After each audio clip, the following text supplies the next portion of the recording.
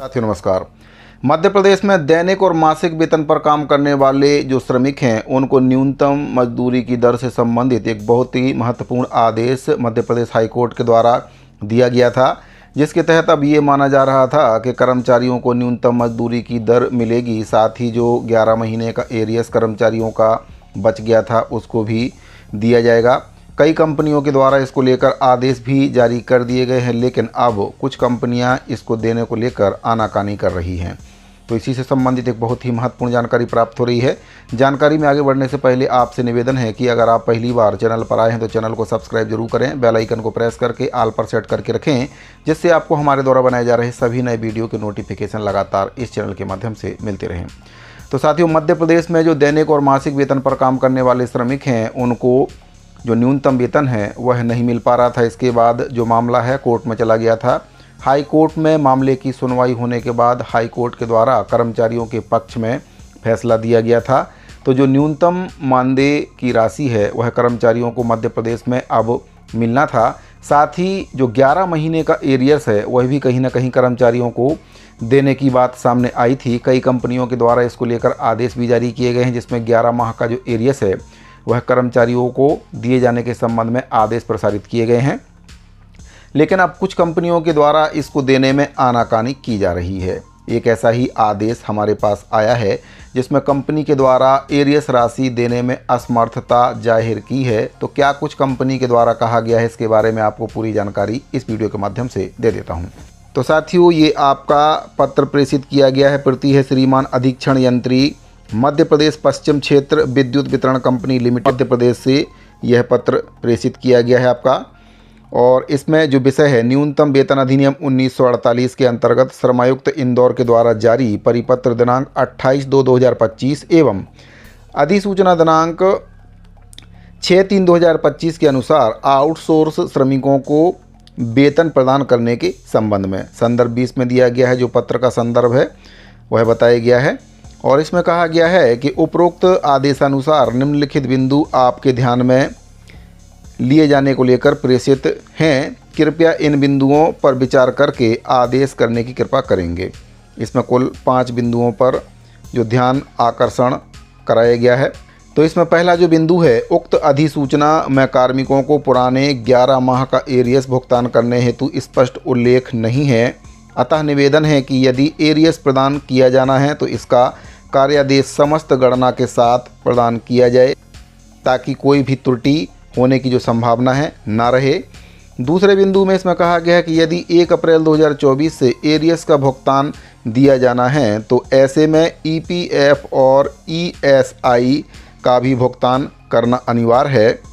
इन सभी पूर्व माह के पीएफ ईएसआई चालान में भारी पेनाल्टी और ब्याज भी देय होगा।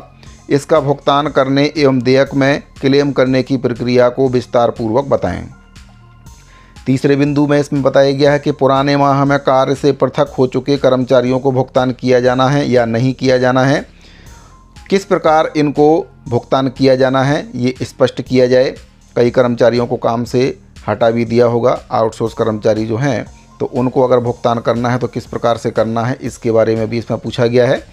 चौथे बिंदु पे पूछा गया है कि चूंकि 11 माह में एरियर्स का भुगतान एक बड़ी राशि का भुगतान होगा, ऐसे में हमारे द्वारा प्रार्थना है कि इसका पृथक देयक को लेकर इसका अग्रिम भुगतान किया जाए, अन्यथा की दशा में संपूर्ण एरियर्स का भुगतान एकमुश्त कर पाना असंभव होगा। यानी कि कंपनी के द्वारा एरियर्स की राशि भुगतान करने में असमर्थता जाहिर कर दी है। राशि काफ़ी ज़्यादा है और अब कंपनी इसको देने में कहीं ना कहीं आनाकानी कर रही है। 5वें बिंदु पर इसमें बताया गया, जैसा कि ज्ञात है कि न्यूनतम वेतन में 2024-25 की बढ़ोतरी अप्रत्याशित रूप से की गई है, जो कि ऐतिहासिक है। अतः इस राशि पर सर्विस चार्ज 5% लागू किया जाए। तो इन 5 बिंदुओं पर पत्र प्रेषित किया गया है और इसमें कहा गया है कि कृपया उक्त कथनों के अवलोकन उपरांत उचित मार्गदर्शन देवें, जिससे कि वेतन संबंधित अग्रेतर कार्रवाई किया जाना संभव हो। तो इस पत्र से कहीं ना कहीं ये स्पष्ट हो रहा है कि कंपनी ऐसी बातें इसलिए कर रही है ताकि कंपनी को कर्मचारियों को एरियर्स की राशि ना देना पड़े।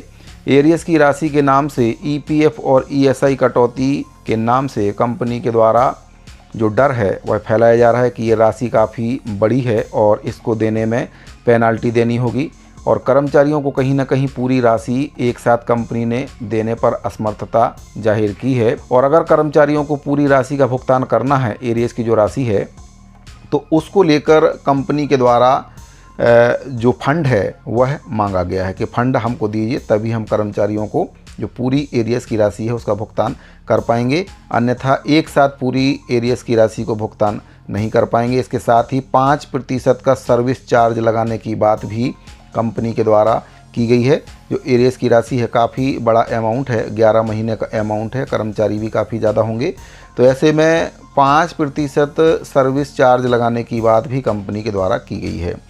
आगे और भी ऐसे कई आदेश पत्र प्रसारित किए जाएंगे जिसमें कंपनियों के द्वारा आउटसोर्स कर्मचारियों के हक का जो पैसा है उसको देने में आनाकानी की जा सकती है। इसीलिए सभी कर्मचारियों को संगठित होकर, एकजुट होकर इसके खिलाफ आवाज़ उठानी होगी। हाई कोर्ट का फैसला है, कंपनी को पैसा तो देना ही पड़ेगा, लेकिन कहीं ना कहीं फिर से इसमें कुछ अड़चन पैदा करने के संकेत मिल रहे हैं। इसीलिए कर्मचारियों को सचेत हो जाना चाहिए। जितने भी आउटसोर्स कर्मचारी हैं एक साथ मिलकर इसका विरोध करें, ताकि जो कंपनियां अभी एरियर्स की राशि नहीं दे पाई हैं वे इस प्रकार के आदेश प्रसारित ना करें और कर्मचारियों का जो हक का पैसा है, एरियर्स की राशि है, वह उनको मिल सके। तो इस पूरे मुद्दे पर आपकी क्या राय है उसको भी कमेंट बॉक्स में बताइए। क्या कंपनियों के द्वारा इस प्रकार के आदेश प्रसारित करके कर्मचारियों के हक के पैसे को दबाने का काम किया जा रहा है? तो अपनी राय को कमेंट बॉक्स में ज़रूर बताइए। जानकारी अगर आपको अच्छी लगी हो तो अपने दूसरे साथियों को शेयर ज़रूर कीजिए। तो इस वीडियो फिलहाल इतना ही, मिलते हैं अगली वीडियो में। अभी के लिए दीजिए इजाज़त, धन्यवाद।